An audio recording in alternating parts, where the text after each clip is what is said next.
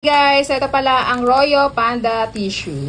So ito guys, isang marireceive nyo dyan is 30 pieces. Yung iba kasi is nagamit ko na. Okay, yung laman nito is 300 sheets po.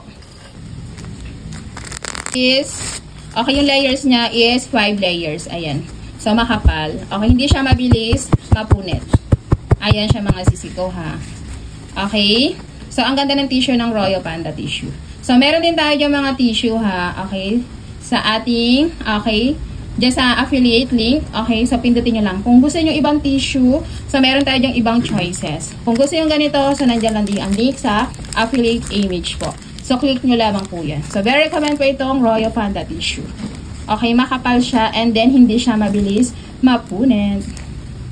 Itong tissue na ito ay napakamura lamang po. So, na-check out ko lang ito ng 45 pesos. So, 10 packs na nga yan. So, ganyan lang siya kanipis. So, hindi po yan makapal. Pero yung kanyang pinaka-quality ng tissue niya is malambot.